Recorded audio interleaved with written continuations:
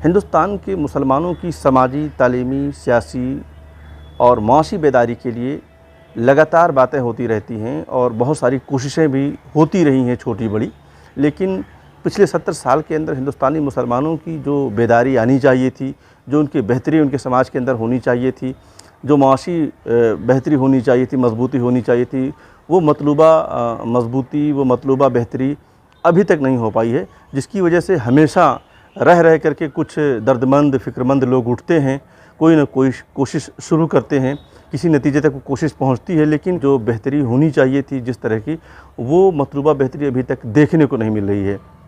इन्हीं बातों को लेकर के एक बार फिर एक कोशिश शुरू की गई है, जिसका ऐलान किया गया है कि आने वाली 2 और 3 जुलाई को जामिया हमदर्द में एक तालीमी कॉन्फ्रेंस होने जा रही है, जिसमें कहा यह जा रहा है कि न सिर्फ ये तालीमी कॉन्फ्रेंस होगी, बल्कि इसमें हिंदुस्तान के मुसलमानों की माशी बेहतरी के लिए भी रूपरेखा तैयार की जाएगी, स्ट्रेटजी तैयार की जाएगी और उसको ज़मीन पर कैसे उतारा जाए उसके लिए कोशिश की जाएगी। इस कॉन्फ्रेंस की ख़ास बात यह है, इस इनिशिएटिव की ख़ास बात यह है कि वो लोग जो ब्यूरोक्रेसी में बड़े पोस्टों पर रहे हैं, सियासत में बड़े अहम ओहदों पर रहे हैं, वो तमाम लोग इसका हिस्सा बनने जा रहे हैं। इसमें एक बड़ा नाम अलीगढ़ मुस्लिम यूनिवर्सिटी के पूर्व वाइस चांसलर ज़मीरुद्दीन शाह साहब का है। उसके अलावा के रहमान ख़ान साहब का नाम उसमें है। इसके अलावा शाहिद सिद्दीकी साहब जो हिंदुस्तान के एक बड़े जर्नलिस्ट हैं, उनका नाम है। एक और बड़ा नाम है डॉक्टर एस वाई कुरैशी साहब का, जो चीफ़ इलेक्शन कमिश्नर रहे हैं गवर्नमेंट ऑफ इंडिया के।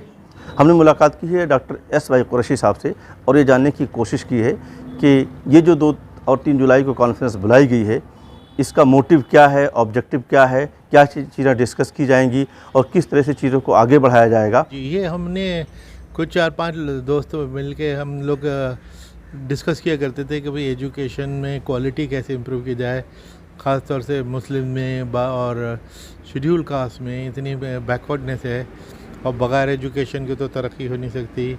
तो किस तरह हम लोग कुछ काम कर सकते हैं।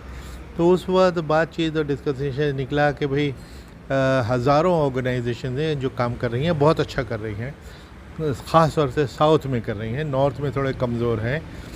तो क्यों ना हम नॉर्थ की ऑर्गेनाइजेशन को साउथ से सीखने का मौका मिले, उनको एक दूसरे से मिलाएं।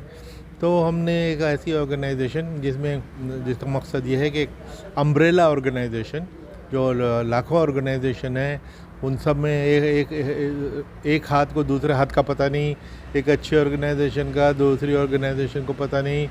तो हम नॉर्थ इंडिया में साउथ इंडियन से को परिचय कराएंगे वगैरह। ये आइडिया था कि एक अम्ब्रेला ऑर्गेनाइजेशन बना के जिसका काम नेटवर्क कराना, सिनर्जी पैदा करना और क्वालिटी पर एक्सपीरियंस शेयरिंग करना, ये किया जाए। और सेकेंडली, बहुत साउथ में ऑर्गेनाइजेशन है, उनको होम मिनिस्ट्री में, एजुकेशन मिनिस्ट्री में जगह जगह काम होते हैं, हेल्थ मिनिस्ट्री में, तो उनको वहाँ से आना पड़ता है। तो हम ये दिल्ली में हमारा अगर ऑर्गेनाइजेशन होगी तो हम उनके लिए ये लियाज़ों का फैसिलिटी भी कर देंगे।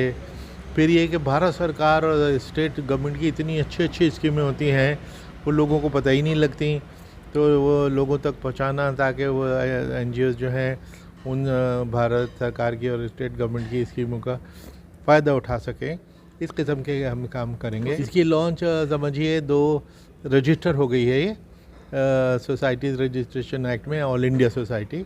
2 और 3 जुलाई को हमदर्द यूनिवर्सिटी में, जामिया हमदर्द में एक एजुकेशनल कॉन्फ्रेंस है और conference education for nation building के ज़रिए लॉन्च हो गई है। तो ये हम एक दूसरे से सीखेंगे, क्योंकि साउथ में ऑर्गेनाइजेशन बहुत अच्छी टीचिंग कर रहे हैं, उनके एम्प्लॉयमेंट जनरेशन खूब हो रही है, नॉर्थ में क्यों नहीं हो रही। तो वो एक दूसरे से जो नॉलेज और एक्सपीरियंस शेयर होगा, उससे सबका ही फ़ायदा होगा। इसमें हमारे जनरल ज़मीरुद्दीन शाह जो वाइस चांसलर थे, वो प्रेसिडेंट हैं, शाहिद सिद्दीकी साहब हैं, नजीब जंग साहब हैं, रहमान ख़ान साहब हैं, इसमें बहुत सारे इनामदार साहब हैं। तो और जी नाम हमारे दिल्ली यूनिवर्सिटी के vice chancellor professor Dinesh Singh है। इस किस्म के एजुकेशनिस्ट वगैरह बहुत लोग हैं। एग्जैक्टली, बेसिकली एनजीओज़ को भी डायरेक्शन, एनजीओज़ की भी ट्रेनिंग इसमें हो गई। एनजीओ तो बना ली, लेकिन कैसे चलाई जाती है और उसमें क्या पिटफॉल्स होते हैं, अकाउंट्स कैसे रखे जाते हैं, ताकि भाई कोई गलतियाँ ना वो करें, ताकि वो ठीक ट्रैक पर रहें, ये सारी कोशिश होगी।